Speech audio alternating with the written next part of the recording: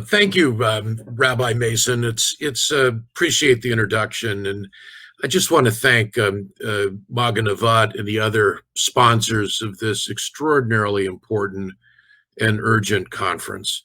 I'm delighted to be on this panel with my colleague Louisa Grev, with whom I work together on the Coalition to End Uyghur Forced Labor, and was delighted to hear the eloquent remarks on the first panel of our colleague Rahima Mahmoud, and look forward not only to Louisa's remarks on this panel, but to Mia's and Nina's as well.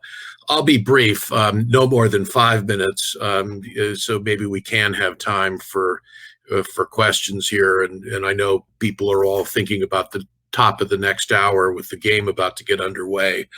I'm speaking not only as one of the members of the steering committee of the End Uyghur Forced Labor campaign, but also, as Rabbi Mason noted, as a former U.S. human rights diplomat, and since leaving the U.S. government now 2 decades ago, a international labor and human rights advocate, who happens to be Jewish, and very proudly and resolutely so.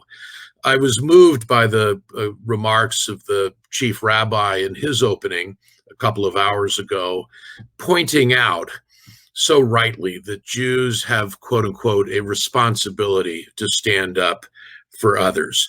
That responsibility has indeed been an historical, ethical, moral, and indeed a political commitment of the Jewish community in the UK, in the US, and around the world. It's no accident that the plight of the Uyghurs has so urgently captured our attention and demanded our action. The plight of the Uyghurs has become increasingly apparent over the last couple of decades, but acutely so over the last couple of years, as serious allegations are now clearly established as absolute facts. Massive forced labor and incarceration, invasive surveillance, forced sterilization, cultural desecration. These are indeed the elements of genocide, as so many have pointed out, including President Biden. I want to pick up quickly on some of the comments made by the other speakers, particularly by Ian Duncan Smith, MP, as well as Alan Mendoza, about the geopolitical and diplomatic context here.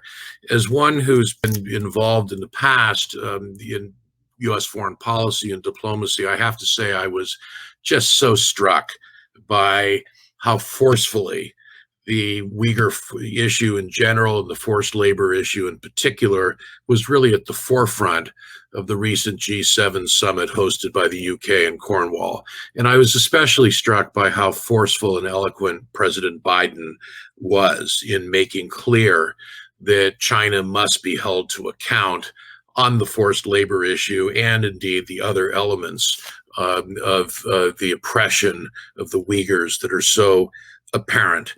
We have to move forward on the diplomatic front. We need to close the gap that's opened up where we've got the US, the UK, and Canada more explicitly acknowledging the depths and severity of the problem, the gap between those close allies and the EU and Japan. And I hope that in the coming months we can close that gap and have a more common front. That's going to take careful, painstaking diplomacy, both public and private diplomacy behind the scenes. But other forms of action. There's been mention in passing, and my colleague Louisa in a couple of minutes will be even more explicit than I in talking about the call to action as we've characterized it, that has been put forward beginning exactly a year ago by our Coalition to End Uyghur Forced Labor, where we call on global apparel brands to sever entirely any connection whatsoever to Uyghur forced labor throughout their value chains. We've seen a number of significant commitments made by global brands to embrace the call to action and to take concrete, tangible, transparent steps to carry out the terms of the call to action. And I want to call out in particular two brands, UK brands, that have made that commitment explicitly. One is M&S, one of the great household names in the UK and much of the world, high streets all over. The other, less known but up and coming, is ASOS, who's also made that important commitment.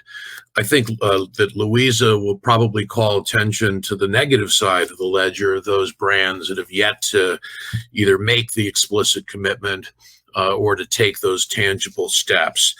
There's also been mention in the previous panel about the upcoming Beijing Winter Olympics and the calls for boycott. And certainly we need to see, at the very minimum, a diplomatic boycott.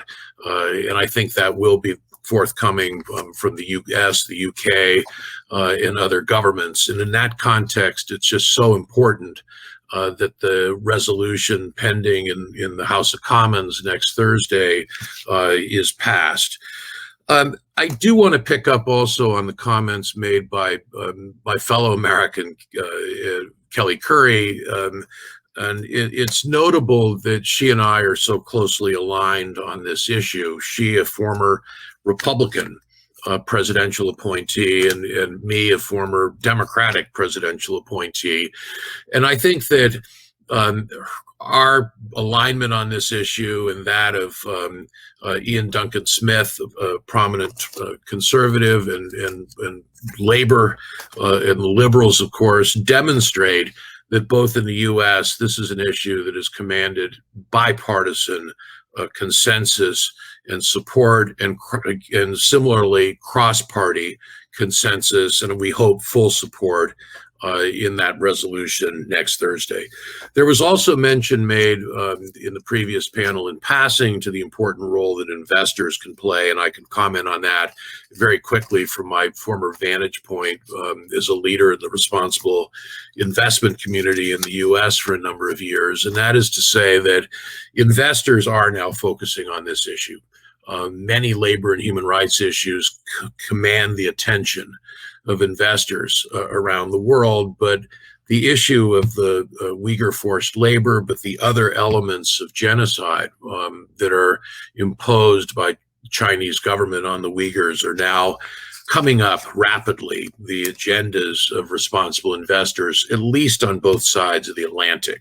The Investor Alliance for Human Rights has been very active in this regard, as have been several of the leading UK-based pension funds.